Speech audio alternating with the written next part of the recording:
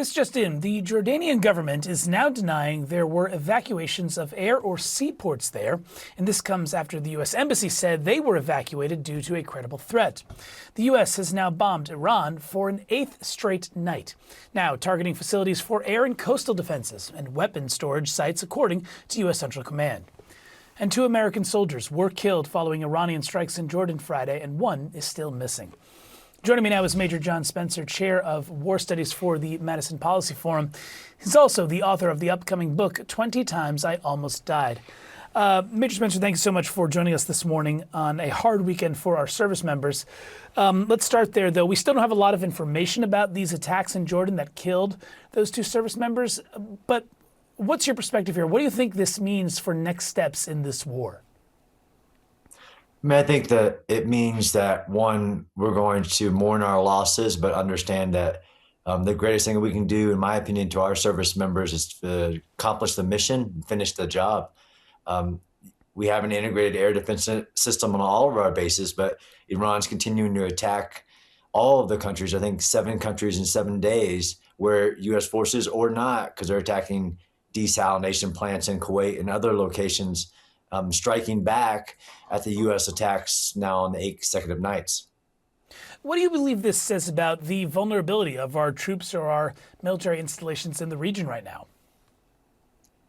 I mean, I think we have very strong defenses, but there is no perfect system. Even what we've seen in Israel that has, its Iron Dome and other systems, if you can still get about 1%, and that's what Iran is getting, depending on where we're talking about, that's still something's going to get through and adjustments are made. And they've been using different types of tactics, different missiles of the capabilities they have left. Major, I'm curious, from your perspective, is the U.S. right now underestimating the capabilities of Iran and these proxies in the region? Because we've been told time and time again that their military has been seriously weakened, and yet we see instances like this. No, I don't think we underestimate them, the U.S. military, and I think we're moving more assets into the region to stop their ability to influence the Strait of Hormuz. That's what we're really seeing now, is the Battle of Hormuz being fought through, and the U.S. forces in different areas of these countries. Of course, they're in harm's way, right? That's what our troops are signed up for. But I do think we're underestimating them, and they. Even if you destroyed a vast majority of their capabilities, they still have capabilities. It's a large country that was investing in these capabilities, drones, missiles, for a long time to be able to do just this. So I don't think it's underestimating. I mean, it's the will that is the problem at this point, not the capability, although we don't like seeing any capability being projected out of Iran. But that's the importance of the mission, is that this is about changing the regime's behavior, not a regime change operation, and they're vastly different. Major, from your view, are we closer to peace today? I mean, it seemed like for a moment there were signings of MOUs, there were steps towards ceasefires, and then it seems like in the past week plus or so, certainly this weekend, we've taken several steps backwards. Yeah, I think we all had a hope that the memorandum of understanding, which is an agreement to have a conversation, would lead to a negotiated settlement of the operation. I mean, I don't think we're closer now, of course. According to President Trump, the ceasefire is over. The MOU, despite both sides maybe thinking that it said something different, and especially in relation to the Strait of Hormuz, I don't think we're closer to peace at this moment, and that we will likely have to accelerate the operation in order to achieve that goal of getting to the negotiation table. It's always going to end at a negotiation table, but I do believe that the region and the United States is safer today. They're not closer to a nuclear weapon. Their capabilities to project power have been drastically impacted.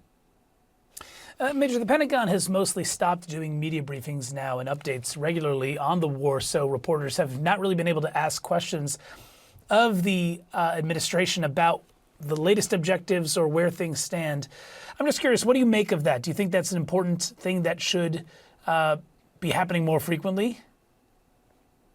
Absolutely. I'm definitely a big fan of communicating at all levels. So both from the White House press corps secretary and the Pentagon. But I think we're in this situation where they do want the negotiations to continue. And according to President Trump and others, that they are talking to people in Iran, and people want that to work without the statements, even though the new supreme leader made a statement, although nobody's seen him on what he thinks about the negotiation and memorandum of understanding. I think we're in a sensitive situation, and hopefully we do see those briefings. I do think they're daily. To have them is important. And last question from me, Major, is I know it's hard to project into the future, especially since we're only still a few months into this conflict, but is this looking more and more like a forever war to you?